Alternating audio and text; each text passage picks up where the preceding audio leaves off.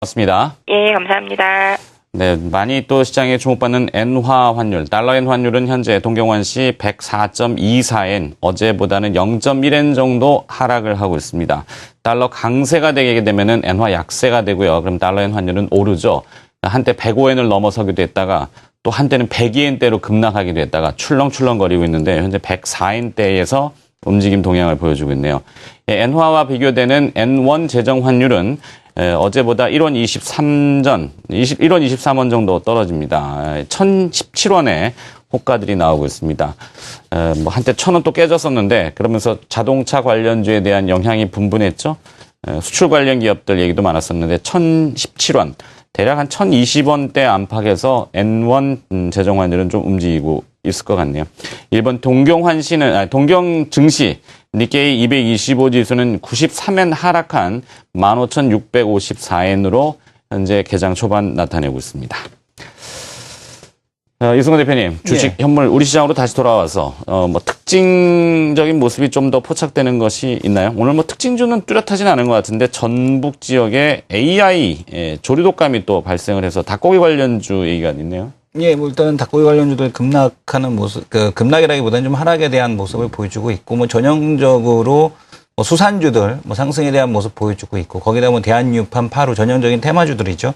이런 흐름들이 움직이고 있습니다. 뭐 AI 나타난다고 해서 이런 기업들의 그 실적이 개선되는 건 아니겠습니다만은, 뭐 이런 시장의 뭐 힘에 의해서 그냥 왔다가 내려갔다 이런 형태인데, 이런 기업들 또 내려갈 때 또 팔지가 상당히 어렵습니다. 그래서 이런 흐름은 역시 트레이딩 관점에 대한 접근만 좀 유효하지 않나 이렇게 보고 있습니다. 네, 자영업 하시는 분들이 요즘 창업 많으시잖아요. 닭, 이 치킨. 한때 또 치킨 얘기가 또 많이 많았었는데 참 어려움이 많으실 것 같다는 생각이 들어집니다. 정상적인 식품이라면 우리가 소비를 해야 되겠죠? 예, 맞습니다. 네. 지금 그 치킨 같은 경우, 치킨뿐만 아니라 소상공인들 상당히 좀 어렵다라는 그런 얘기들이 많이 나오고 있는데요. 그 지금 뭐 AI 때문에 또 그 타격이 있지 않을까 좀 걱정이 됩니다. 그 시장의 모습을 좀 보면은 오늘도 이제 원익 IPS 같은 그런 기업들, SK 하이닉스는 변동성이 좀 있더라도 이 작은 종목들, 그러니까 시장에 수급이 없죠. 수급이 상당히 이제 그 쪼들리다 보니까 작은 기업들에 대한 주가가 좋은데, 뭐 반도체주들에 대한 모습들이 좀 더 좋습니다. 그러니까 반도체주들이 좋다라는 거는 상대적으로 아직까지 이제 그 스마트폰 기업들에 대한 쪽들이 안 좋을 수 있다라는 건데, 이 부품주들에 대한 대타로서 지금 원익 IPS, PSK, 그다음에 이제 유진테크까지 해서 이제 이런 기업들이 좀 더 주목을 받는 모습입니다. 근데 지금 보게 되면은 아직까지도 뭐 원익 IPS라든가 PSK 같은 경우는 위로 올라갈 룸이 좀 더 있어 보입니다. 실적에 대한 개선세가 예약이 되어 있기 때문에 충분히 좀 추가적인 상승에 대한 흐름이 있지 않을까라는 생각이 들고요. 그러니까 이 바닥에 있는 종목들은 우리가 보통 개인들이 가장 꿈꾸는 거는 급락한 종목들이 바로 이제 급등하는 그런 모습을 이제 많이들 꿈을 꾸게 됩니다. 근데 이제 보통 바닥에 있는 종목들이 그렇게 급등하기보다는 바닥을 한참 만들고 다진다라는 표현을 쓰죠. 그리고 나서 이제 그 정말 가격으로 정말 힘들게 하고 그 다음에는 사람들을 기간으로 지치게 한 다음에 올라옵니다. 근데 그동안에 가격으로 힘들었다면 앞으로 이제 왔다 갔다 하면서 이 스마트폰 부품주들 같은 경우는 한 1, 2개월 동안은 기간으로 힘들게 하는 그런 흐름이 나타난 다음에 아마 갤럭시 S5 기대감으로 다시 올라가지 않을까라고 보고 있는데, 그때를 좀 보셔야 되지 않을까 이런 생각이 듭니다. 그래서 당분간은 아직까지도 뭐 바닥을 잡으신다라면은 뭐 스마트폰 부품주도 나쁘진 않겠으나 좀 더 탄력적인 흐름을 원한다라면은 이 반도체 장비주들에게 좀 더 주목을 하실 필요가 있겠다라는 말씀을 드리겠습니다. 네. 자, 뭐 대북 관련 재료가 또 들어왔는데요. 북한이 상호 비방 중단 제안에 경협주가 오늘 또 강세라고 합니다. 맨날 방산주 아니면 경협주. 이것도 참 언급을 하면서도 좀 껄끄러운 부분이 없잖아 있어요. 근데 시장이 나타나는 거고 관심사들이기 때문에 말씀은 드리는데요. 경협주는 또 어떻습니까? 앞에서도 제가 이제 통일에 대한 아젠다가 정치권에서 계속 나오고 있다. 근데 이제 이 논의에 대한 흐름이 과거하고는 좀 다르다라는 얘기를 드렸죠. 그 박근혜 대통령이 보통 이제 신년사를 하실 때 이런 표현을 하시지 않지 않습니까? 뭐 대박이다라는 표현을 하셨는데, 그러니까 보통 박근혜 대통령의 스타일상 그런 언급이 우발적으로 이루어지진 않았다는 얘기입니다. 그러니까 뭔가 철저하게 기획된 의도에 의해서 이제 대박이라는 표현을 쓰셨을 텐데, 그만큼 어떤 좀 더 이 의도가 뭐냐면 정치적으로 접근하지 말고 경제적인 논리로 이 통일이라는 관점을 접근해야 된다라는 것을 의미한다라고 보시면 됩니다. 그래서 지금 이 우리가 보통 얘기하는 경협주들, 그동안에 이제 테마에 대한 접근에 대한 쪽으로 좀 보셨더라면, 이제는 조금은 다른 관점에서 접근해 나가실 필요는 좀 더 있다라고 보고 있겠고요. 내가 나는 아직까지 뭐 정치적인 이슈에 의해서 의심이 된다라고 하신다라면 6월 달 이후로도 뭐 그 선거가 끝나고 나서도 이런 이슈가 여전히 유효하다라면은 그때는 정말 그렇게 그런 관점으로 보셔도 좀 좋겠다라고 말씀을 드리겠습니다. 하지만 지금 과거하고는 좀 이렇게 이런 쪽에 대한 바라보는 시각 자체가 변해 있다. 통일 관련주들에 대한 쪽을 바라보는 시각이 좀 변해 있다라는 것을 좀 말씀을 드리겠고요. 과거처럼 뭐 경협주라고 해서 분류되는 그런 작은 기업들 말고요. 네. 지금 건설이라든가 시멘트라든가 아니면은 뭐 이런 그 금강산 관광을 담당을 했던 뭐 현대상선이라든가 이런 기업들에 대해서 좀 더 그리고 철도주라고 이제 분류가 되는 현대로템이라든가 철도 민영화 또 연계를 시킬 필요는 없겠습니다만은 이 현대로템 같은 경우도 어쨌든 그 유라시아 이니셔티브에 의한 철도 건설에 대한 쪽이 이루어진다라면 계속해서 이 현대로템 같은 그런 기업들을 진짜 이제 대북 경협주에 대한 쪽으로 놓고 보셔라라는 말씀을 드리겠습니다. 네. 자, 현대건설 얘기가 또 흘러나왔네요. 현대엔지니어링과 현대엠코의 합병. 앞서도 잠깐 언급을 해주셨는데 한 번만 더 분석을 좀 부탁드려보죠.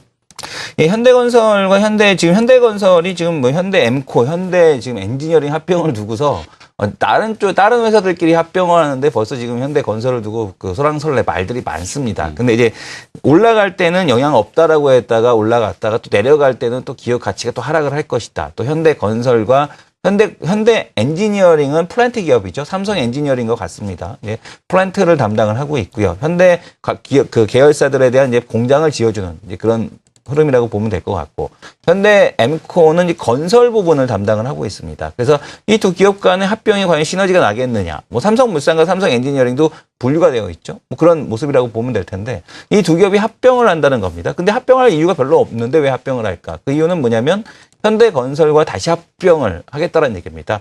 현대엠코의 정인선 사장의 이제 지분이 많이 있기 때문에 그렇게 되려면은 현대건설에 대한 지분을 자연스럽게 취득하는 이제 그런 구조가 되겠죠. 그러다 보니 현대건설 입장에서는 지금 지분에 대한 쪽이 그 기업에 대한 쪽이 좀 그 주식수가 늘어나는 그런 모습이 될 테고 그렇다면은 합병을 위해서는 현대건설에 대한 주가가 그렇게 올라가는 것이 달갑지 않다라는 측면에 의해서 이제 그런 모습이 현대건설이 주가가 상대적으로 막 오르락 내리락하는 이유가 여기에 있다라고 보셔야 될 것 같습니다. 그래서 물론 분명히 시장에서 이런 시각이 존재한다라는 것, 그러니까 뭐 그것이 실질적 영향이든 아니든 상관이 없습니다.